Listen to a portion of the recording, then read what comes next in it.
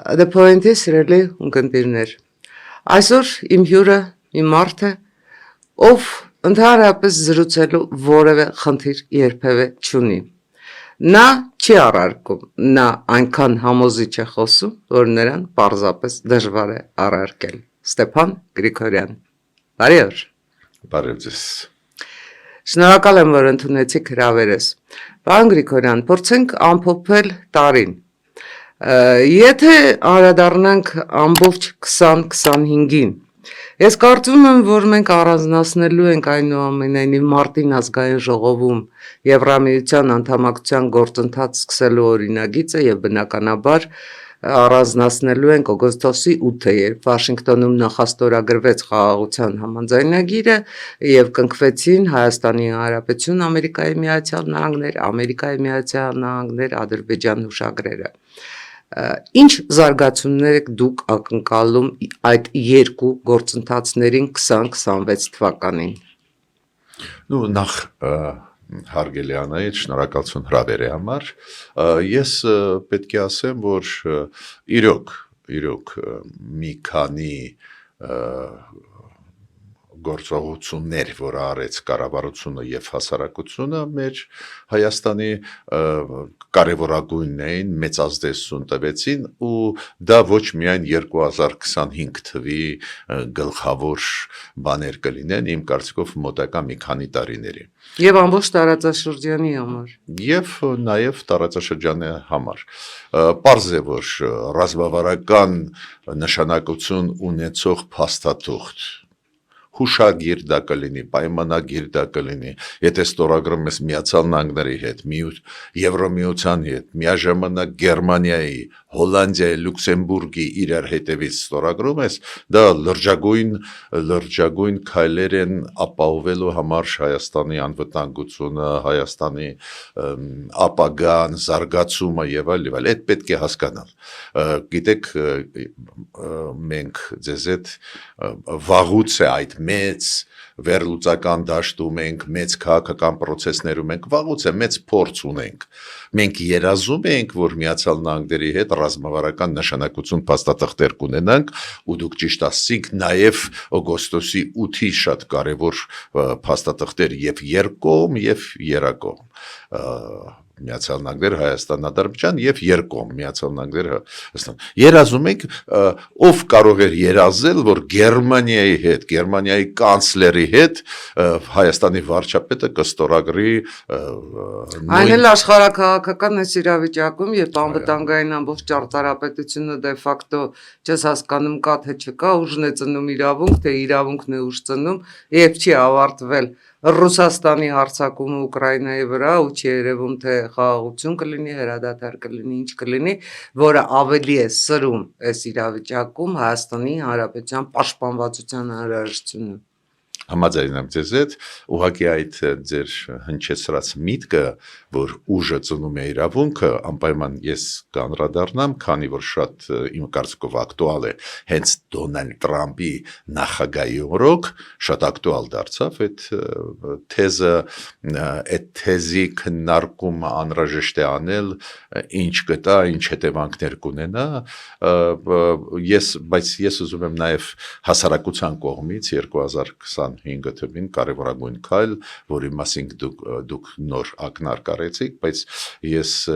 հիշում եք ողջունել եմ այն նախաձեռնությունը, որով հանդես եկան եւ մի քանի մեր պրոդեմոկրատական քաղաքական ուժեր եւ փորձագետներ կապված Եվրոմիության անդամակցության հետ։ Այդ նախաձեռնությունը անչափ կարևոր էր, հավաքեց 60,000 ստորագրություն, ես մարդ, որը ուսումնասիրում է ինչ է կատարվում, նաև ժողովրդավարության մեծ կողմնակից եվրոինտեգրացիա, ես ողջունեցի ու մի քանի քաղաքական ուժեր, նաև հանրապետություն կուսակցությունը, նաև մեր հայտնի փորձագետներ, ու դա էլ իմիջիալոց շատ լուրջ, գիտեք, տրիգեր դարձավ։ Դա է ուզում հարցնել, հնարավոր է, որ դա նաև մղեց այն իրավիճակին, որ մենք տարեվերջին դեռ Բայդենի կառավարության հետ ստորագրեցինք հայտնի համաձայնագրերը, հետո նոր հասանք Տրամփին։ Միանշանակ ճիշտ եք, դա նաև խթան հանդիսացավ Եվրոմիության հետ հարաբերություններ, պարզա մենք մարդիկ ենք, ովքեր գնահատեց մենք բոլորս գնահատեցինք նաև կառավարության քայլերը, ակնհայտ է, եթե իշխող ուժի ֆրակցիան խմբակցությունը քվեարկեցի օգուտ այդ օրենքի դեպի Եվրոմիություն գնալու այդ ռազմավարությունը, չէ, պետք է գնահատենք, բայց չպետք է մոռանանք նախաձեռնողները ովքեր էին։ Ու բացատրեմ ինչու։ Դա ապացույց է նրան, որ նախաձեռնությունները հասարակության կողմից, քաղաքական առանձին ուժերի փորձագետները անհրաժեշտ է։ Տեսեք, իշխանությունը հասկացավ, որ դա ճիշտ է, դա անհրաժեշտ է, իշխանությունը նաև այդ հարցում Եվ դա միակ օրենքն էր, որ համաժողովրդական նախաձեռնությամբ է ընդունվել։ Այո, ուստեղ ինչու ես հատուկ դա ուզում եմ ասել, դա նաև այդ թվում ազդեց այն մեծ process-ի, որը հիմա գնում է։ Օրինակ Եվրոմիության հետ ստորագրված դեկտեմբերի 2-ին նոր, ես կասեի, այդ պայմանագիր, որը ընդլայնում է այդ ՍԵՊԱ եղած պայմանավորվածությունը, համաձայնությունը, պայմանագիրը ընդլայնում է եւ տանում է մեր համագործակցությունը Եվրոմիության հետ անվտանգային պաշտպանության դեպի ոլորտ, Թավարության զարգացման, բայց գումարում է շատ կարևոր զգայուն հարցեր, անվտանգություն, ձեր ասած կիբերանվտանգություն, պայքար հիբրիդային պատերազմի դեմ, նաև բանակի բարեփոխում, մարդիկ պետք է իմանան հիմա Եվրոմիության հետ եւ ռեֆորմներ են անում, բայց հիմա գումարվեցին այդպես բաղադրիչներ համագործակցության, որը կոչվում է ռազմավարական համագործակցություն, ու դեկտեմբերի 2-ի փաստաթուղթը անչափ կարևոր է, ու ուզում եմ ասել, որ այդտեղ շատ մեծ դեր խաղաց հասարակությունը ցույց տվեց, որ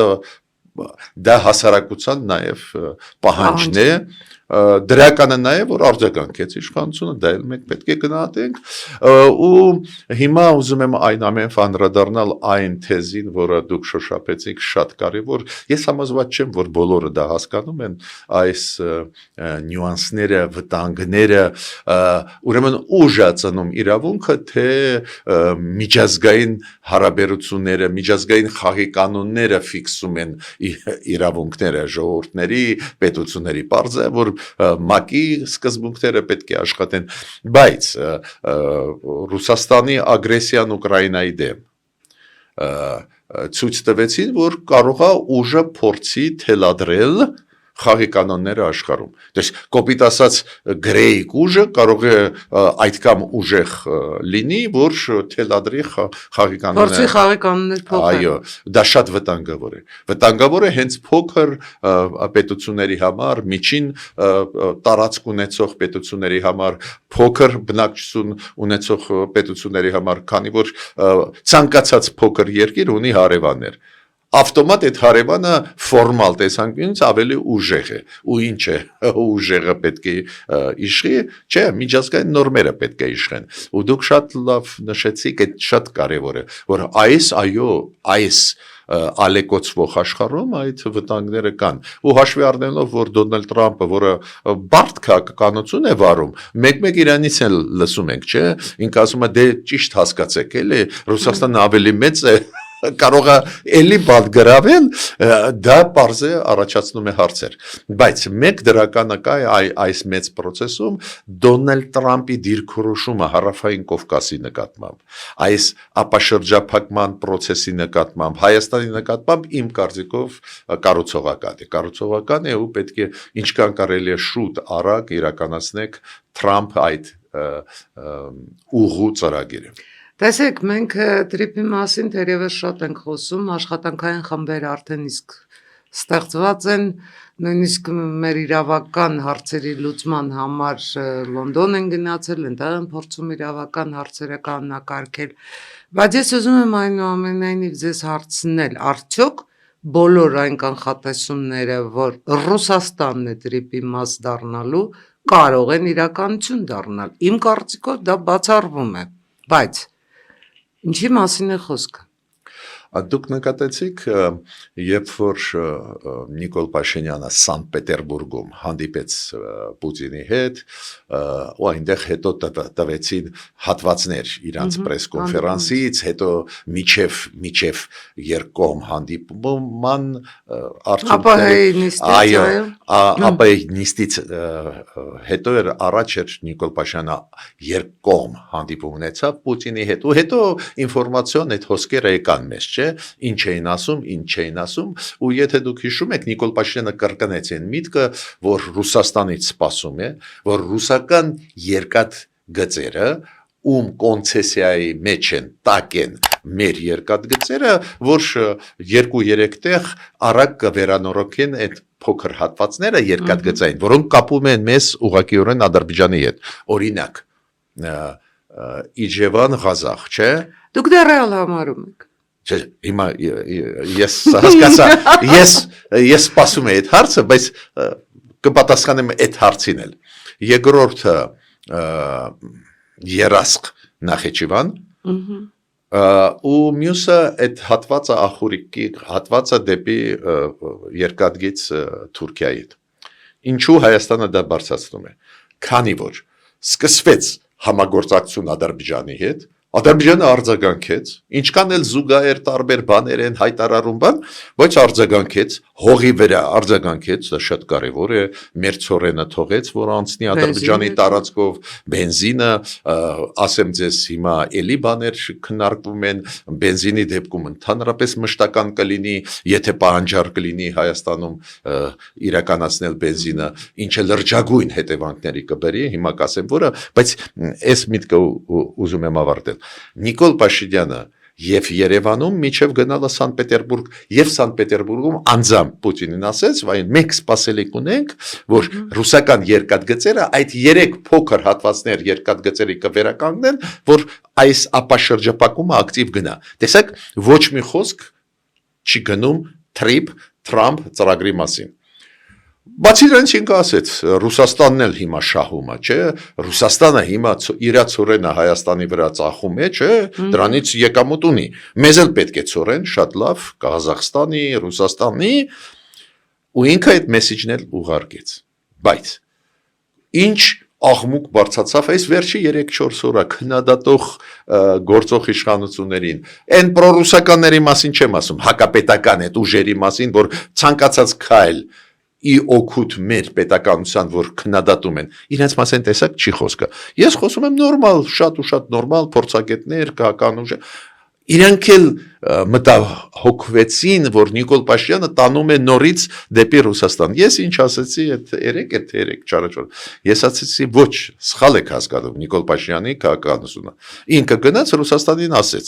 կոնցեսիայի տակ մենք ձեզ տվեցինք մեր երկաթգիծը։ Հիմա բարի եղեք այդ 3 ստրատեգիկ փոքր հատվածներ երկաթգծային վերականգնենք, որ չէ, որ ապաշրջապակում գնա։ Պարզ է, դուք ճիշտ եք, եւ որ ինձ ասեցիք, որ ինչա իրանք կանեն, չեն անի։ Դա հակասում է Ռուսաստանի ստրատեգիային մեր տարածաշրջանում։ Ռուսաստանը չի ուզում, որ լինի համագործակցություն Ադրբեջանի հետ։ Ինքը ուզում է, որ լարվածություն լինի, որ ինքը մանիպուլացնի։ Ոչ պատերազմ, ոչ խաղաղություն, հավիտենական։ Այո։ Ու բայց ինչ է, Նիկոլ Փաշինյանը դա միամիտ էր, որ այդ հարցերը բարձրացրեց, մենակ մի պատճառով ինքը բարձրացրեց։ Ինչի բարձրացրեց, որ Ռուսաստանը ի վերջո չի կատարի այդ կոնցեսիայից ինքը կզրկի Ռուսաստանին։ Ու այսօր այդ պատասխանը Նիկոլ Փաշինյանը տվեց, երբ որ այսօր իրան հարց տվեցին, դե դուք կոչ արեցիք, հիմա ինքը ասեց հենց եթե չկատարեն, այդ դեպքում այս հատվածների վրա մենք Ռուսաստանի կոնցեսիայից կզրկենք Ռուսաստանի երկաթգծերը։ Ու գիտեք, ինձ ինչ է հետաքրքիր, որ մարդիկ խորը չեն վերլուծում։ Միած սպասեք, ուսումնասիրեք, ինչու ասեց վարչապետը այդ բարձրացրեց հարցը, որ դիմեց երկաթգծերին Ռուսաստանի, հետո դիմեց Պուտինին հանդիպան ժամանակ։ Ինչա մենք միամիտ ենք չենք հասկանում, որ Ռուսաստանը չի անի, բայց ինքը հրապարակային դիմեց, որ հետո եթե չանեն, ու շատ հավանական է, որ ոչ մի բան չեն վերականգնի երկաթգծերի այդ հատվածները, շատ հավանական է ավտոմատ դա նշանակում է, որ ինքը կկարողանա կոնցեսիայից Ռուսաստանը զրկել գոնե այս հատվածների վրա ու մերոնք շատ արագ կվերակառուցեն այնտեղ մեծ աշխատանք պետք չի երբ որ ես ասում եմ երասք դեպի Նախիջևան այնտեղ խոսքը գնում է 2-3-4 այո մի քանի կիլոմետրերի մասին այդ կարելի է արագ անել բայց միտքս ինչու՞մ է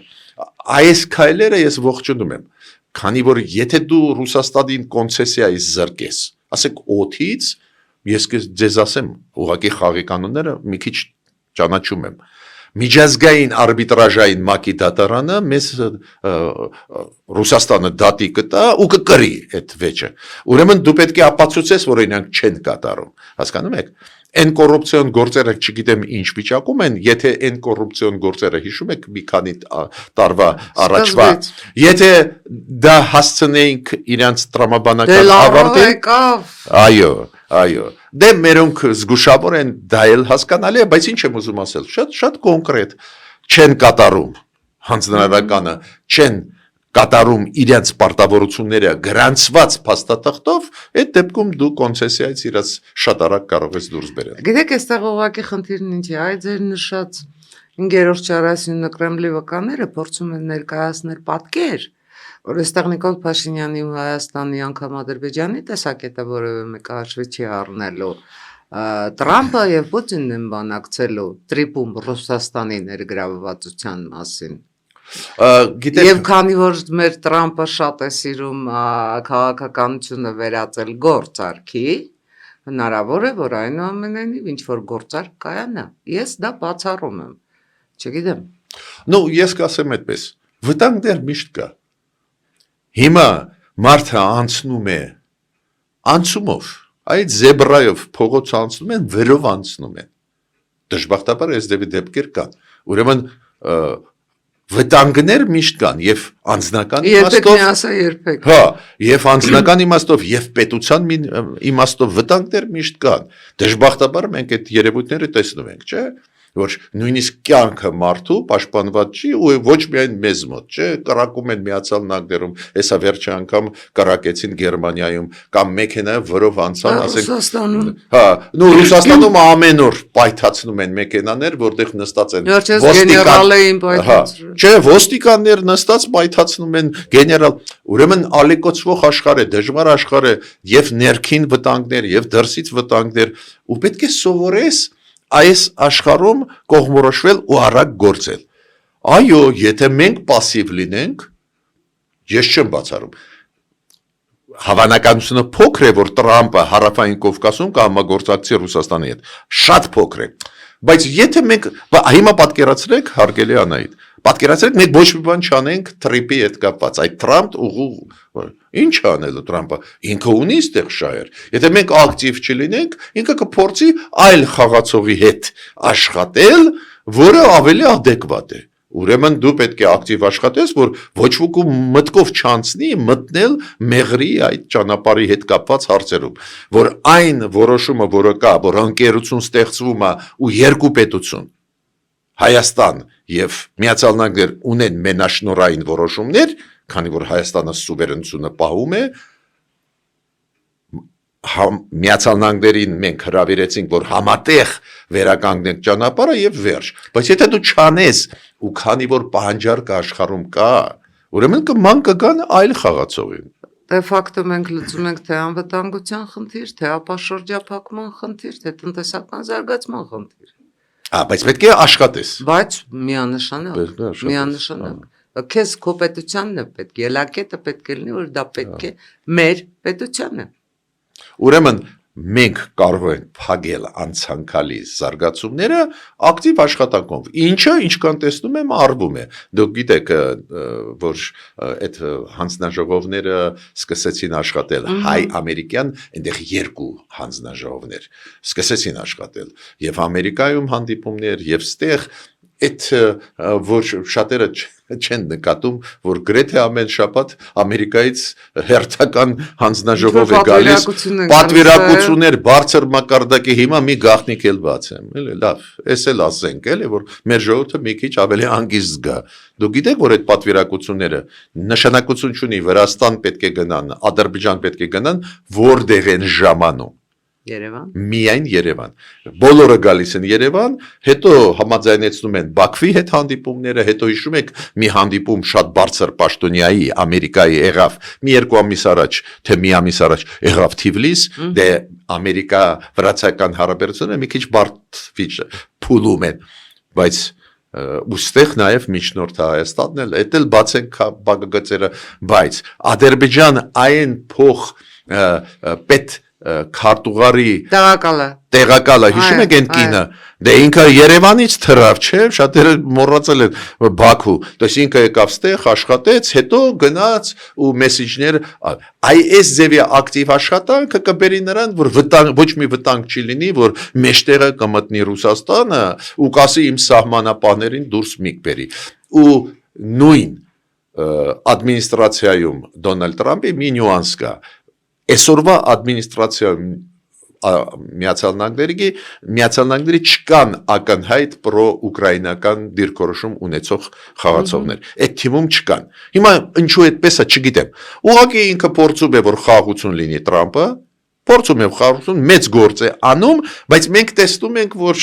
այդպես չի էլի, որ Ամերիկան Ուկրաինայի կողմ է, արդարության կողմ է, այնտեղ խաղ է գնում։ Հայաստանի դեպքում երկու հզորագույն լոբիստ կա հայկական։ Շատերը միամիտ մտածում են, որ միայն Մարկո Ռուբիոն է, որը միջև պետքարտուղար դառնալը, հիշում եք, սենատոր էր ու ի պաշտոնե լոբիստական խմբում էր հայկական հարցերով, չէ, բայց այնտեղ կա փող նախագահ, որը քրիստոնյա է, որի համար մեր առաջին աշխարհում քրիստոնեությունը պետական մակարդակով դա աստվածի մակարդակի բան է։ Ու շատերը մոռանում են, այդ երբ որ Եղուսարեմ մտնում են իրանք այդ գլխավոր քրիստոնեական այդ տաճար մտնում են, իրանք այդ 1/4-ը, որը հայկական է, հենց այնտեղ են գնում։ Եվ Մարկո Ռուբիոն եւ Վենսը հենց կանաց հետ այնտեղ են գնացել։ Հասկանում եք, մենք ունենք լուրջ հարուստ պատմություն, որը այս ադմինիստրացիան հարգում է։ Այդ է, որ համոզված են, որ այդպես հեշտ չեն կարողանալու իրանց, ասենք, Պուտինի թիմը խաբել, էլի Հայաստանի հարցերում։ Տեսեք, դուք հիշատակեցիք Եվրամիության հետ դեկտեմբերի 2-ին կնքված նոր համաձայնագրերը։ Ես կարծում եմ, այդտեղ բացի Հայաստանի Հանրապետության անվտանգային համակարգին բանակին աջակցությունից կար շատ ավելի կոնկրետ մի խնդիր՝ հիբրիդային պատերազմի դեմ մեր դիմակայունության պաշտպանունակության մեծացումը։ Արդյոք այն միլիոնները, որ հատկացվելու են այդ խնդրին, կոնկրետ ընտրություններին են ծառայելու, թե պետք է, որ Հայաստանի Հանրապետությունում վերջապես սկսի գործել համակարգ, այս հիբրիդային պատերազմի դեմ համակարգ, բայց այնպիսի համակարգ, որ ոչ թե մենք սպասենք, մեզ հարված են, մենք մտածենք, պատասխանում ենք, այլ մենք ի սկզբանե այդ հարվածները կանխենք ու ինքներս առաջինը հարվածենք։ Այսինքն հեղեղենք ամբողջ մամուլն է, չգիտեմ ինչ բոլոր հնարավոր միջոցները հիմա ժամանակակից տեխնոլոգիաները օգտագործելով, ինչպես ասենք Ռուսաստանը եւ Ադրբեջանը օգտագործում են իրենց մատրոշկաները, կեղծ կայքերը, հետաբեցեները, չգիտեմ ինչերը ու փորձում են այստեղ մեզ պարզապես անկայունության մատնել, փորձում են այստեղ վարկաբեկել հնարավոր այն ամենը, որ մեզ համար արժեք է ներկայացնում, սկսած իշխանությունից վերջացրած մեր ավանդական արժեքները, պարզապես վախ սփռել, դու վախենաս։ Հիշում եք, օրինակ, անցած տարեսկզբին ամենայն դեպս շատ ու շատ քաղաքական գործիչներ իրենց պատվող խնդիրն էին համարում առավոտից իրիկուն վախեցնել։ Եթե պատերազմը չի սկսել առավոտյան, սկսելու է կեսօրին, կեսօրն էլ պլստացինք, երեկոյան սկսվելու է։ Բոլորի խոսքը ամենայն դեպս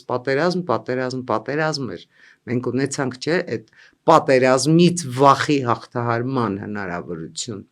Հիմա հիբրիդային պատերազմի այդ ամբողջ գործիքակազմը արդյոք վերստին էլի ողջ արդյունավետությամբ աշխատացնելու է Ռուսաստանը, որպեսզի 2026-ին հասնի իր ցանկալի արդյունքին։ Իսկ իր ցանկալի արդյունքը կարծում եմ որևէ մեկի համար պոլիշինելի գաղտնիքը չի։ Ժողովրդավարական ճանապարհով Հայաստանի Հանրապետություն իշխանափոխություն իրականում հեղաշրջում անելն է։ Շնորհակալություն եւ դուք տվեցիք մի 5-6 հարց ու ես զուգահեռ այդպես մասամբ պատասխանեցիք ու պատասխանների հետ նաեւ ես համաձայն եմ, բայց ես ուզում եմ ինչ գումարել լրացնել։ Այ եթե դուք նայում եք փաստաթղթեր ստորագրված Միացյալ Նահանգների Եվրոմիության այնտեղ կարևորագույն մասը հենց համակարգի Հայաստանի պետական ինստիտուտների ուժեղացումն է։ Հենց դա եմ էլի։ Այդ շատ կարևոր է, որ ոչ միայն մենք արձագանքենք կոնկրետ վտանգի, նաև համակարգը աշխատի ու համակարգի աշխատանքով դու դեմ առնես։ Ուրեմն այս փաստաթղթում եթե նայեք Եվրոմիության հետ համոզված եմ ուսումնասիրել եք, նայել եք,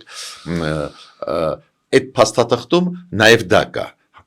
Պետական ինստիտուտների աջակցություն, նաև կիբեր անվտանգության կոնտեքստով, նաև, չգիտեմ, ռեֆորմ անելու կոնտեքստով, այդ լոջիստիկ սիստեմի զարգացում, այս պետական համակարգի բարելավում, զարգացում, այդ ամեն ինչը կա, բայց ստեղ մի նյուանս կա, մի բանը, որ այդ փաստաթղթում այդ նյուանսները բոլորը կան, դրա շրջանակներով նաև հիբրիդային պատերազմի դեմ պայքար կգնա, սայբեր անվտանգությունը կպաշտպանվի, կիբեր անվտանգությունը, բայց կա առանձին մաս, կապված հենց այս ընտրությունների հետ, հասկացաք, չէ՞։ Օրինակ, այս վերջի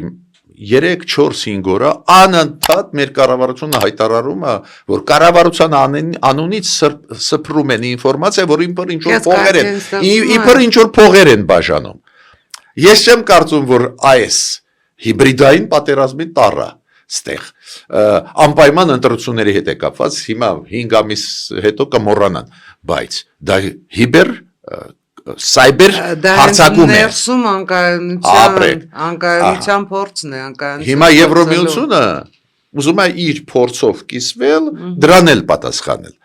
Այն վտանգները, որը ուղղակիորեն ընտրությունների հետ են կապված, դրա մեջ մտնում են պարզա, բայց առանձին էլ ծրագիրը այդ 15 միլիոն եվրո կավելացնեն գումարները նվիրված են հենց այն վտանգների, որոնք ընտրությունների հետ են կապված։ Օրինակ, վտանգներ կապված ընտրությունների հետ մենք բոլորս հասկանում ենք, որ կարող են Ռուսաստանից մեծ գումարներ ուղարկվել պրոռուսական ուժերին, որ իրանք կեղծեն ընտրությունները։ Կեղծելը անպայման չի էլի լցոնման process, կեղծել ոնց, տարածել փողեր։ Ես օրինակ կարծում եմ, որ այդ ընտրակաշառքների բաժանումը արդեն իսկ սկսվել է, եւ սկսվել է արտաքուստ բավականին օրինական ճանապարհով։ Օրինակ Սամվել Կարապետյանի եղբորորդու բացած շտաբները, այդ շտաբներում հայտնված մարդիկ, որոնք ստանում են բավականին բարձր աշխատավարձ եւ ինչ են անում, արդյոք դա հենց ընտրակաշառքը չէ։ Մարդիկ կարող են դա ձևակերպել որպես հումանիտար օգնություն, տարբեր ստեղ մենք կարող ենք մեր քաղաքական, փորձագիտական կարծիք ասել, բայց ստեղ պետք է գործի իշխանությունը։ Քանի որ իշխանությունը ունի այդ լծակները ճշտելու, որ իրոք արվում է, ասենք ինքը ինչ որ հումանիտար ծրագիր, որը իր նպատակին ծառայում է, այլ ոչ թե այլ նպատակներին։ Բայց ես նորից ուզում եմ ասել, որ այդ կողմից Եվրոմիությունը իրոք մեծ աշխատանք է կատարում, միայն կարելի է շնորհակալություն հայտնել, բայց եթե դուք նկատել եք, ինչ վայնասուն դրվեց այդպես կոչված պրոռուսական ընդդիմության։ Ինչի դեմ որ մաքուր լինեն ընտրությունները, ինչի է։ Որովհետև իրենց դեմ էր կոնկրետ։ Այո, ու եթե դուք նկատել եք Եվրոպայի դեմ, հիմա գնում է Հայաստանում արշավ, ինֆորմացիոն, լայնամասշտաբ արշավ է գնում Եվրոմիության դեմ, Եվրոմիության ջանքերի դեմ, Եվրոմիության մարդկանց դեմ։ Ինչի մասին է խոսքը։ Եվրոմիությունը Հայաստանի հետ լեգալ է աշխատում։ Եվրոմիությունը ասում է մենք ուզում ենք աջակցել, որ չկեղծվեն ընտրությունները, դա լեգալ է։ Տեսակ իրանք լեգալությունը հաշվարկանի տակ են դնում։ Ու մյուսը ինչ բանալինային խնդիր ուզում եմ հատուկ նշել։ Երբ որ մենք խոսում ենք մեր ընդդիմության մասին, բոլորի մասին չի խոսքը, մի մասի, որը շատ կոշտ պրոռուսական են, ինչու՞մ է խնդրեմը։ Երբ որ իրանց հետ խոսում ես, իրանք ասում են, չէ, Ռուսաստանի հետ պետք է կապնվել։ Լավ։ Մեկը ասում է Չինաստանի հետ, ես ասում եմ, մեր տեղը Եվրոպան է։ Շատ լավ։ դա կոչվում է տարաձայնություն, դեմոկրատիա, բազմակարծություն։ Բայց երբ որ երկրորդ հարցն է տալիս, բայց Ռուսաստանը մեր հայրենիքի պատմական կարևորագույն մասը հանձնեց Ադրբեջանին։ Իրանց խաղապաները չպաշտպանեցին Ղարաբաղի հարցերին։ Դու գիտեք, իրանք ասում են գիտեն, բայց ասում են ցանկացած դեպքում ամեն ինչ պետք է տանք Ռուսաստանին, Ռուսաստանը պետք է որոշի ումնա։ Իրավիճակը կփոխվի։ Հա, որ Ռուսաստանը որոշի ումնա։ Երրորդ հարցը ես տալիս եմ։ Լավ։ Տվեցինք ամեն ինչ Ռուսաստանին, Ռուսաստանը որոշում է Սյունիքը հանձնել հարևան երկրի։ Ինչ եք ասում։ Ասում են դե ինչ անենք։ Մենք Ռուսաստանին հավատում ենք, հիմա ինչ անենք, հիմա այս ձևի իշխանությունը, որը հանձնում է։ Դες իրենք ընդունում են, որ Ռուսաստանը կարող է վաղը Սյունիքը հանձնի։ Ռուսաստանը կարող է բայց գնում են Ռուսաստան։ Այ դրա դեմը պետք է առնես։ Ու դրա դեմը պետք չի ինչ որ բռնություն, չգիտեմ ինչ, դրա դեմը առնում են օրենքներով։ Օրենքներով փակում են այս ձևի կուսակցություններ։ Դες կանչում ես, ասում ես Պրորուսական եք, հալալ է ձեզ։ Հիմա Ռուսաստանը այսօր ուզում է այդ ճանապարհը, դուք գիտեք Պուտինը Դուշանբեում առաջարկեցի Ալիևին այդ մեծ գաղտնիքի միջև այդ հիշում եք Դուշանբեում մի ամիս առաջ ԱՊ-ի երկրների ինչ որ նիստ էր։ Հենց ԱՊ-ի երկրները։ Ինքը առաջարկեց Ալիևին, ասում է՝ «Խի ես գնում հայերի հետ դեպի խաղաղություն»։ Խի ես անում այդ բանը։ Արի միասին այս մեղրի ճանապարհը վերցնենք։ Ու եթե դուք հիշում եք, հենց այդ օրերին նախկին արտգործնախարարը Ադրբեջանի նախկին Զուլֆուգարովը ասեց, բայց ով ասեց, որ այդ երկաթգիծը մեղրի դա հայկական է, դա ադրբեջանական էր։ Տարածքը ասում է, չէ, բայց երկաթգիծը այդ որտեղից էր գալիս, այդ Պուտինը դա ասեց Ալիևին, ու իրանք քննարկում էին։ Ինչքան ես հասկանում եմ, Ալիևը չի գնում այդ ճանապարհով, քանի որ Տրամպը կա, ինքը հասկանում է, դա ռիսկերը մեծ են, բայց միտքս ինչու՞մ է։ Եվ որ ես դա ասում եմ պրոֆեսորական, այ տղեկ ջան, հեսա իրանց քաղաքականությունը, վաղը կարող է փոխվի, չգիտեմ, բայց այսօր Պուտինին էսա, իրանք ասում են, չէ, պարոն Գրիգորյան, չէ, կներեք էլի։ Մենք հավատում ենք Ռուսաստանին։ Եթե տալիս է Ադրբեջանին, ուրեմն ինչ անենք, էսա։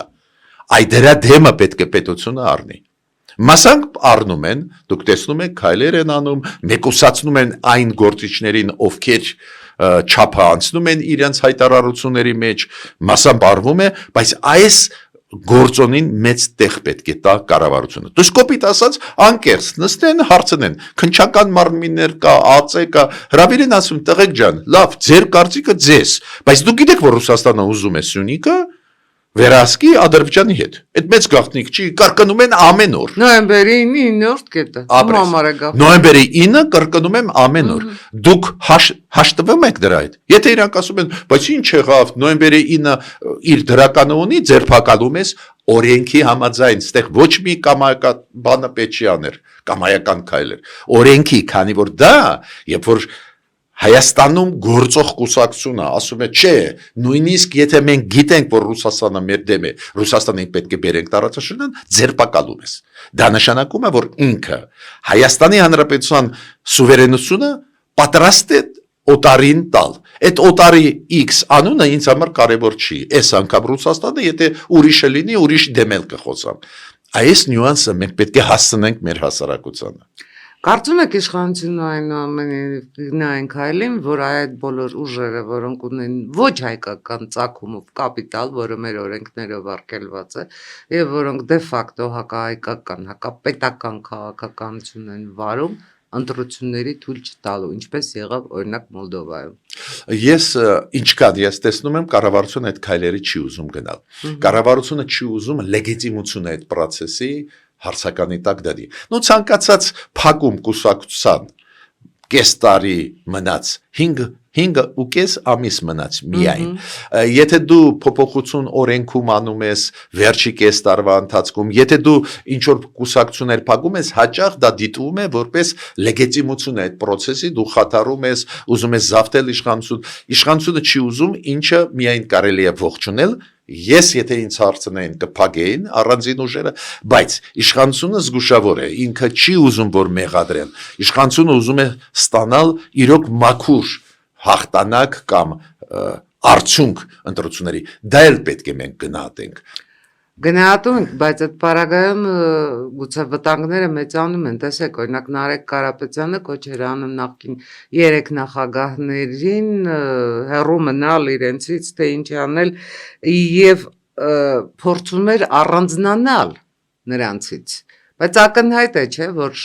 համենայն դեպս եթե ստացվի այնպես, որ ես էլի սկզբանե բացառում եմ, որ նրանք կարողանան հաղթել, նրանք միավորվելու են։ Մենք ունենք Գյումրիի օրինակը,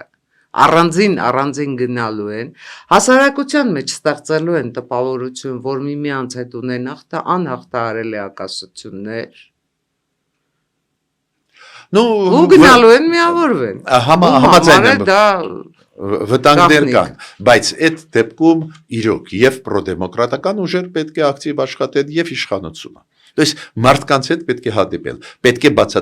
բացատրել, որ շեղումը այս խաղաղության օրակարգից, որը ունի նյուանսներ։ Այդպես չի էլի, որ մենք ծափ տալով ամեն ինչ ընդունում ենք, բայց ընդհանուր գիծը ճիշտ է։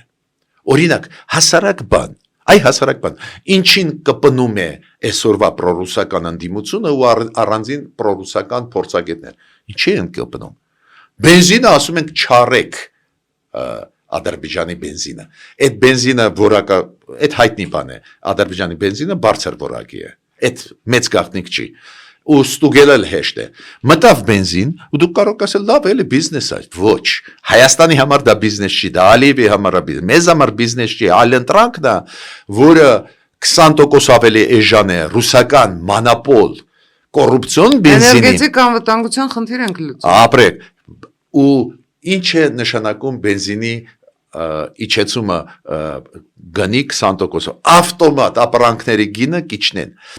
Մի շաբաթում չի, մի ամսում չի, եթե հետևողական այս քաղաքականությունը վարմի, կես տարում բոլորը իր մաշկի վրա կզգան։ Բայց այդ դեպքում այն կոռուպցիոն մեխանիզմները կապված Ռուսաստանի հետ կսկսեն քանդվել։ Ու դա է պատճառը, որ հիմա պրոռուսական այդ ուժերին գցում են այդ էմոցիոնալ բանով, այդ ոնց է բենզինը Ադրբեջանը ֆինանսավորում, որ այսքան տասնամյակներով ռուսական բանակն էինք ֆինանսավորում Ռուսաստանից բենզիններ կրելով, այդ ոչինչ։ Այո, որը մեր դեմ դուրս եկավ։ Եթե ռուսական խաղապաները, եթե չուզենային, հայերին չէին անի Ղարաբաղից։ Ինչի մասին է խոսքը, բոլորը հասկանում են։ Նա ինչ որ էկոակտիվիստների հարցերը չէին կարող լուծել, լավ էլի։ Անդուրժ է, էլի նման կարգի խոսքը։ Բայց ինչ ուզում եմ ասել, այդ նույն մարդիկ չեն ասում բոյկոտել ռուսական բենզինը, Ռուսաստանն էլ մեր դեմ դուրս եկավ, չէ՞ Ղարաբաղի հարցով, ու ի պաշտոնե դուրս եկավ։ Այդ մեր ձեզ այդ գնահատականը չի։ Սերգեյ Շոյգուի ասածը հիշում եք, որ Ձեզ հետ համատեղ հրաշալի Թուրքիայի հետ համատեղ մենք Ղարաբաղը վերադարձրեցինք Ադրբեջանին։ Հասկանում եք, այս ձևի խոսքերը Պուտինը 2-3 անգամ ասեց։ Միջազգային նորմերի համաձայն մենք փոխանցում ենք Ադրբեջանին Ղարաբաղը։ Հասկանում եք, այստեղ է վարվում են այս բացահայտվում են լուստրացիա այս ձևի վայ գործիչների։ Եթե իրանք ասեն բոյկոտում են եւ Ադրբեջանը եւ Ռուսաստան բենզինը, քանի որ իրանք մեզ չեն աջակցել։ Գիտեք, դրա դեմ խոսալը դժվար կլինի, կասենք ամեն մեկս մենք մեր որոշումը կկատարենք, բայց երբ որ ինքը ասում է բենզինը Ադրբեջանի, որը 20%-ով ավելի էժան է, ավտոմատ կբերի նրան, որ սոցիալական վիճակը բարելավի, շատերը չգիտեն, Անայ ջան հարգելի, պետք է մարդկանց ասենք, գները ձևավորվում են բենզինի գնով, նավթի գնով, գազի գնով, շատերը մտածում են, որ գները ապրանքների վրա, որոնք հիմա ծախում են Հայաստանի խանութներում, ձևավորվում է այդ գործարանի, որը արտադրում է, ոչ, քանի որ բենզինը, եթե թանկ է, սալյարկան թանկ է, տեղափոխումը 30%-ով ավելացնում է գինը, ինքնարժենքը 30%-ով ավելանում է։ Հիմա պատկերացնում եք, եթե հետևողական հիմա շարունակվի այդ process-ը, գները սկսում են ընկնել, շատ ու շատ սոցիալական հարցեր ավելի հեշտ է լուծել,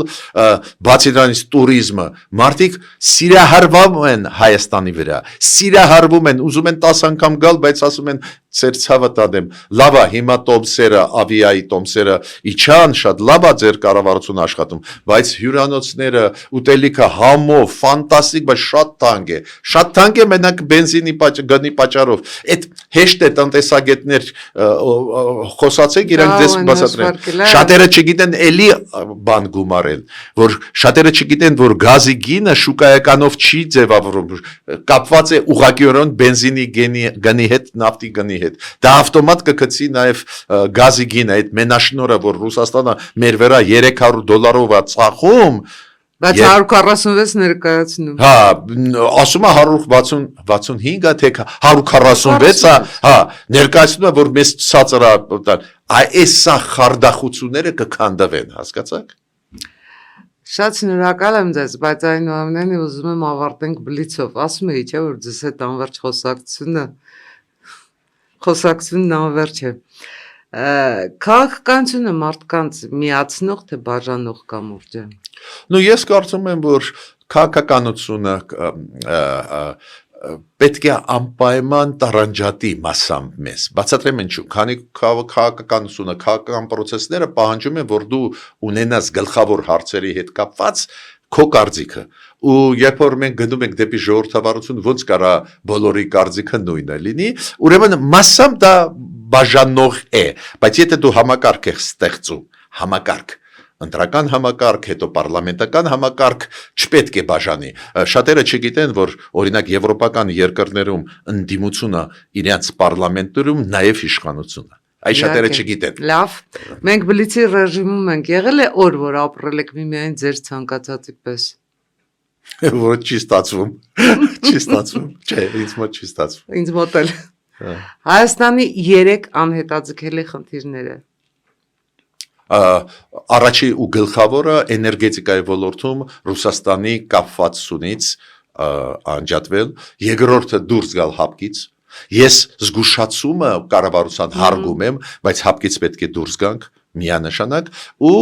ես կարծում եմ ի պաշտոնե պետք է հայտը ներկայացնենք Եվրոմիության ի պաշտոնե անդամակցելու ոչ միայն օրենքի համաձայն, այլ Եվրոմիության խաղի կանոնների համաձայն։ Ուղղակի իրանք ինչ են սպասում, որ դու պատրաստ ես այդ քո հայտարարությունը ուղարկես Եվրո հանձնաժողովին, Եվրոմիության կառավարությանը ուզում ես դառնալ անդամ։ Շատ լավ, ում կընտրեիք, Ստիպիոն Աֆրիկացուն թե Հանիբալ Բարկային։ Հիշեցնեմ, որ Ստիպիոն Աֆրիկացին այն հայտնի զորավարն էր,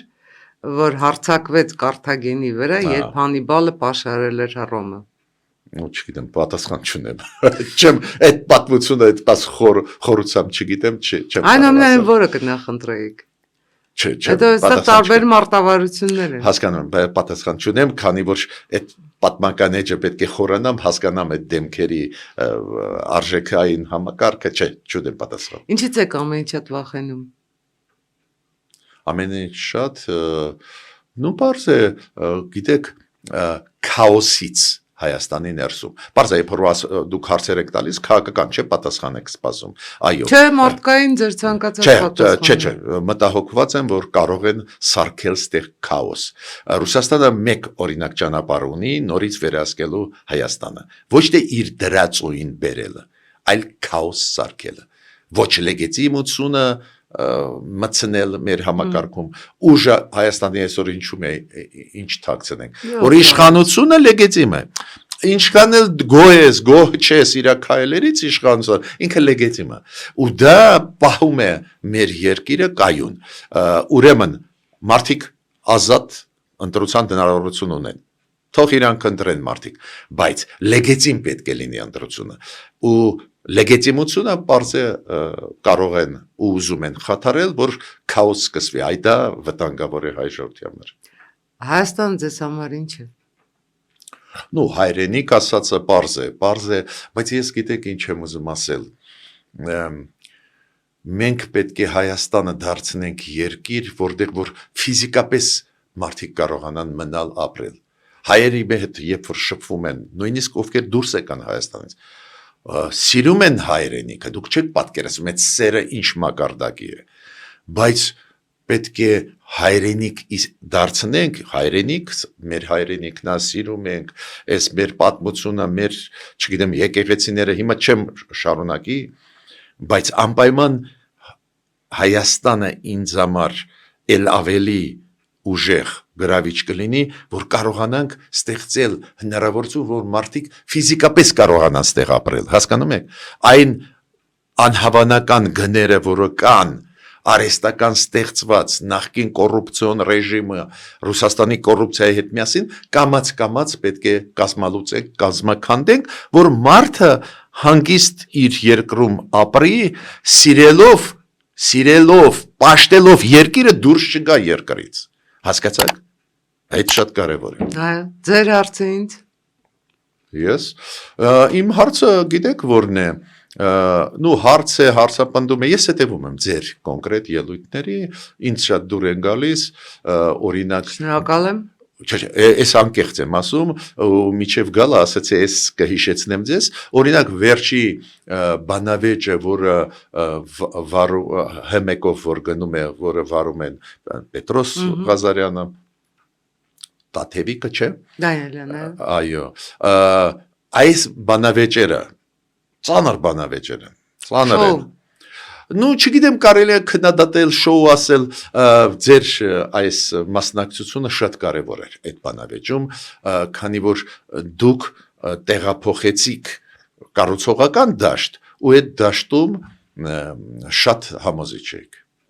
Շնորհակալ եմ շատ։ Սիրելի ունկնդիրներ, հենման կետում Ստեփան Գրիգորյանն էր։ Ստեփան Գրիգորյանի հետ իսկապես կարելի է անվերջ խոսել, որովհետև նա ունի եզակի ունակություն, համոզում է քեզ։ Շնորհակալ եմ։